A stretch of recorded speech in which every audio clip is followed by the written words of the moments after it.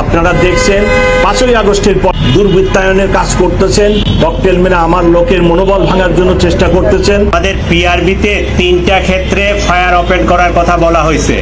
একটা হচ্ছে to establish right of private defence.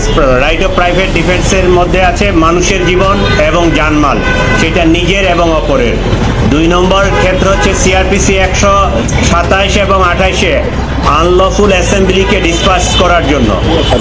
3 নম্বর ক্ষেত্র আছে কোনো যাবজ্জীবন প্রাপ্ত এবং মৃত্যুদণ্ড প্রাপ্ত কোনো আসামির অ্যারেস্ট এক্সিকিউট করার জন্য। সে যদি অ্যারেস্টকে অ্যাভয়েড করার জন্য পালিয়ে যেতে চায় তাহলে সেক্ষেত্রেও ফায়ার ওপেন করা যাবে। এই 3টা ক্ষেত্রে যেটা পিআরবি 153-তে স্পেসিফিক্যালি বলে দেওয়া আছে।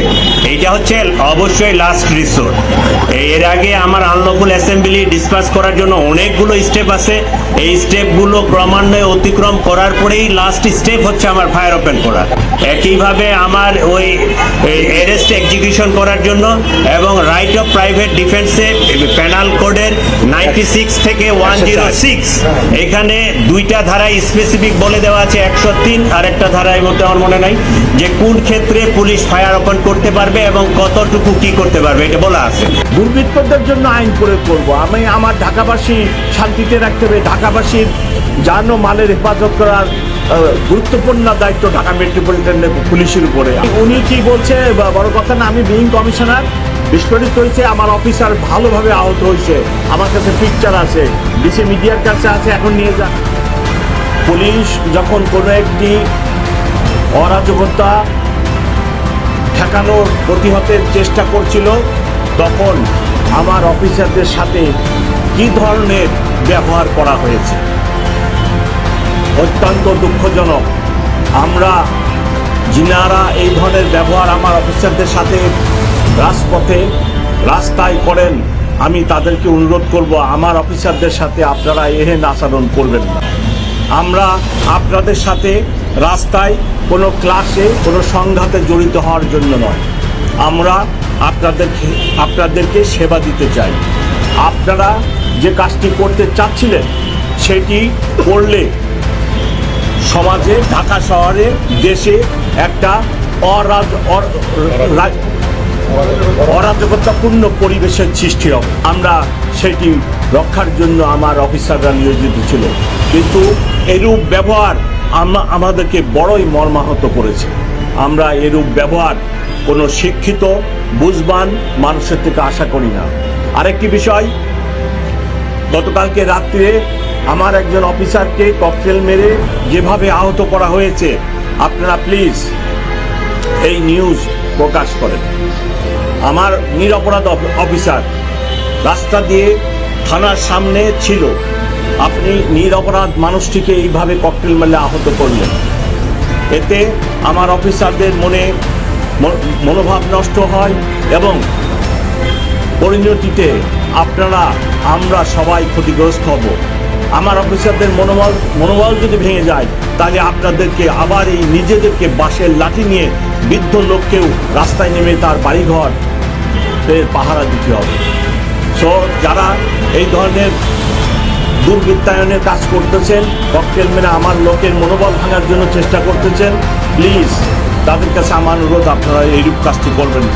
পুলিশ হত্যার বিচার না হলে আপনার শেখ হাসিনার রাইটিও বাতিল হবে বললেন কমিশনার।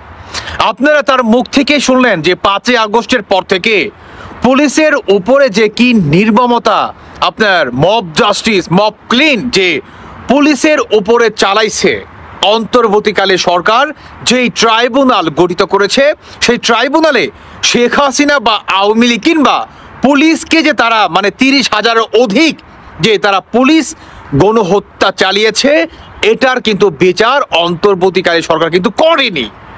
কাজেই এই কমিশনার বললেন যদি পুলিশ গণহত্যার বিচার না করে অন্তর্বর্তীকালে সরকার, তাহলে শেখ হাসিনার যে রায়টি আছে সেটিও বাতিল হবে। এবং বাতিল ঘোষণা শুধু এখানেই নয়, আগামীতে শেখ হাসিনা বা আওয়ামী লীগের হয়ে রাজপথে নামবে বাংলাদেশ পুলিশ বাহিনী। আসলে তিনি এই কথা কেন বললেন যে পুলিশ গণহত্যার যদি বিচার না হয় 5ই আগস্টের পর থেকে পুলিশের উপরে যেই নির্মমতা বর্বরতা চালিয়েছে, অ্যাজ আ বাংলাদেশের আপনার একজন বৈধ প্রধানমন্ত্রী, সে শেখ হাসিনা হোক বা অন্য কোনো প্রাইম মিনিস্টারই হোক না কেন, সেক্ষেত্রে শেখ হাসিনার যতটুকু অধিকার রয়েছে শেখ হাসিনা ততটুকুই আপনার পুলিশকে হুকুম দিয়েছে। বাকিটা রাষ্ট্রের করা যে আইন, বাংলাদেশ সংবিধান অনুযায়ী পুলিশ আপনার যে পদক্ষেপ নেওয়া দরকার, পুলিশ ঠিক সেই পদক্ষেপই নিয়েছে। এই কমিশনার উনি বলতে চাচ্ছে যে বাংলাদেশে কোঠা আন্দোলন চলাকালীন সময় দুর্বৃত্তরা যখন নাকি পুলিশের উপর আপনার আক্রমণ করছে, তখন আমাদের বাংলাদেশ পুলিশ তার নিজেদের আত্মরক্ষার জন্য ফায়ার করতে বাধ্য হয়েছে।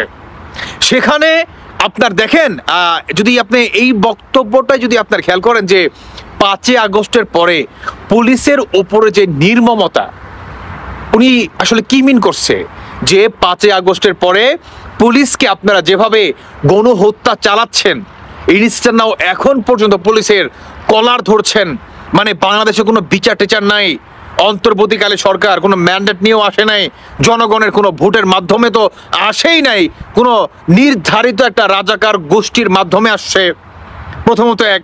দ্বিতীয়ত হচ্ছে আপনার পুলিশের সমস্ত কাজে বর্তমান তারা দাখেল আন্দাজি করতেছে, মানে পুলিশের বর্তমান বাংলাদেশে কোনো ভূমিকা নাই। তাই তো আমরা তো এটাই দেখতেছি। তো তিনি এটাই বোঝাইছেন যে 5ই আগস্টের পর থেকে বাংলাদেশ পুলিশের উপরে কেন এত নির্মমতা বর্বরতা। ডিএমপি কমিশনার একটা বক্তব্য দিয়েছেন যে বাসে আগুন দিলে বা ককটেল বিস্ফোরণ ঘটাতে গেলে সরাসরি গুলি করার নির্দেশ দিয়েছেন। ওই সময়ও একটা আন্দোলন ছিল, এখনো একটা পরিস্থিতি আছে। এর আগে আমরা দেখলাম যে চিটাগংয়ের কমিশনারও এরকম সন্ত্রাসীদের দেখলে ব্রাশ ফায়ার করার নির্দেশ দিয়েছেন। পুলিশ কি আইন অনুযায়ী এই নির্দেশ দিতে পারে কিনা, বা জীবন রক্ষার্থে বা সম্পদ রক্ষার্থে পুলিশ এই ধরনের সিদ্ধান্ত নিতে পারে কিনা, আমাদের আইন কি বলে? আপনি আইনগতভাবে তারা পারে বলেই তো এই কথাটা বলেছে, না পারলেই তো বলতো না। কাজেই এই কমিশনার তিনি স্পষ্ট ভাষায় বলে দিয়েছেন শেখ হাসিনার ফাঁসির রায় বাতিল হবে যদি বাংলাদেশ পুলিশ গণহত্যার বিচার না করে অন্তর্বর্তী গভর্নমেন্ট। শেখ হাসিনা আর হচ্ছে পুলিশ গণহত্যার সাথে কেন এত আষ্টে পিষ্টে রয়েছে এই কেমিস্ট্রিটা, সেটি হচ্ছে অন্তর্বর্তীকালীন সরকার দেখবেন যে বারবার বলে যে পুলিশ লিখকে দিয়ে গণহত্যা চালাইছে 5ই আগস্টে সাধারণ শিক্ষার্থীদের উপর। কাজেই আপনি যদি এই কমিশনারের মানে বক্তব্যটি শুনেন, তাহলে কিন্তু আপনি স্পষ্টভাবে একদম ক্লিয়ার হয়ে যাবেন, মানে নেট এন্ড ক্লিন হয়ে যাবেন যে সংবিধান অনুযায়ী রাষ্ট্র যেভাবে একজন পুলিশ অফিসারকে আপনার দায়িত্ব দিয়েছে, মানে তিনি কয়টা গুলি করতে পারবে, কি আদার্স ইত্যাদি ইত্যাদি সমস্ত কিছু কিন্তু রাষ্ট্র আমাদের বাংলাদেশের সংবিধান অনুযায়ী কিন্তু সেটা রয়েছে। এখন কথা হচ্ছে পুলিশ ঠিক একই মানে ওই সংবিধানের ধারাই পুলিশ গুলি চালাইছে। শেখ হাসিনার হুকুমে পুলিশ গুলি চালায়নি। শেখ হাসিনা কি বলেছিল যে পুলিশের উপরে তিনি বলেছিল যে তোমরা গ্রেফতার করে তাদেরকে থানায় বন্দি করে রাখো, যারা নাকি এই আন্দোলনকে একটা অন্য আসলে রূপ দিতে চাচ্ছে। পুনরায় ঠিক তাদেরকেই তোমরা আবার রাত হলে ছেড়ে দাও, মানে স্থায়ীভাবে কাউকে গ্রেফতার কিংবা আপনার আন্ডার গাউনে কিংবা ধরেন ওই যে কি বলে জানো, ওই যে আপনার কি বলে ওই যে আন্ডার গাউনি তো আপনার আন্ডার গাউনি তো বলেছে কি আমার মাথায় আসতেছে না, যে আপনার একদম লুকায় রাখে ভিতরে, যাই হোক হোয়াট এভার, মানে সেখানে রেখে দেয়। এগুলো টোটালি ভুয়া, এগুলা টোটালি ভুয়া, এ থেকে একদম জেড পর্যন্ত। আপনি এই কমিশনারের কথা শুনলে বুঝে যাবেন বাংলাদেশে পুলিশ গণহত্যা থেকে শুরু করে ইভেন আপনার সাধারণ শিক্ষার্থীদেরকে শেখ হাসিনা হত্যা করেনি, পুলিশ হত্যা করেনি। পুলিশ 30,000 পুলিশকে তারা হত্যা করেছে। যদি পুলিশ যত কয়টায় মরছে ধরেন, যদি সেখানে পুলিশ আত্মরক্ষার জন্য অতটুকু ফায়ার না করতো, তাহলে কিন্তু বাংলাদেশে পুলিশ আপনি পেতেন না কাউকে। বুঝতে পারছেন? পুলিশ নামক যে বস্তু বা যে চিজ বাংলাদেশের জনগণ এক মুহূর্তে ভুলে যেত। তখন আমাদের দেশের কি হতো বলেন তো? দেশের আইন শৃঙ্খলার কি হতো? বলতে পারেন না। কাজেই বলবো শেখ হাসিনা টোটালি আপনার নির্দোষ। এই কমিশনার এটাই প্রমাণ করলেন। এটা চরমতম বাস্তব কথা, কারণ সত্য কখনো লুকায় থাকে না। পুলিশ কাজ করেছে বাংলাদেশ সংবিধান অনুযায়ী। পুলিশ সরকারের আপনার কথায় কাজ করেনি, পুলিশ কাজ করেছে রাষ্ট্রের কথায়। রাষ্ট্রকে আমি, আপনি, আমরা গোটা বাঙালি জাতি। রাষ্ট্র শেখ হাসিনা নয়, শেখ হাসিনা হচ্ছে সরকার। বুঝতে পেরেছেন? এটার দায়ভার নিতে হবে রাষ্ট্রের, শেখ হাসিনার নয়। কাজেই বলবো শেখ হাসিনার এই রায়টি টোটালি ভুয়া অ্যান্ড ভুয়া। এর জন্যই জাতিসংঘ থেকে ডক্টর ইউনূসকে চিঠি দিয়েছে যে শেখ হাসিনাকে আপনি যে ফাঁসির রায়টি ধার্য করেছেন এটা টোটালি ভুয়া। এটা কখনোই বাস্তবে এটাকে আপনি রূপ দিতে পারবেন না বা ঘটাইতে পারবেন না। বুঝতে পেরেছেন? আশা করি দর্শক বন্ধুরা আপনারা এতদিন যদি আপনাদের কোনো ধরনের আসলে ভুল কোনো ইনফরমেশন আপনারা জায়গায় থেকে অন্য জায়গায় থেকে আপনারা পেয়ে থাকেন, আশা করি আজকে পুলিশ কমিশনারের এই বক্তব্য শুনে এবং আমি আপনাদেরকে কতটুকু বোঝাতে পেরেছি আমি জানি না, তবে আই হোপ আপনারা বুঝে গিয়েছেন যে শেখ হাসিনা টোটালি নির্দোষ।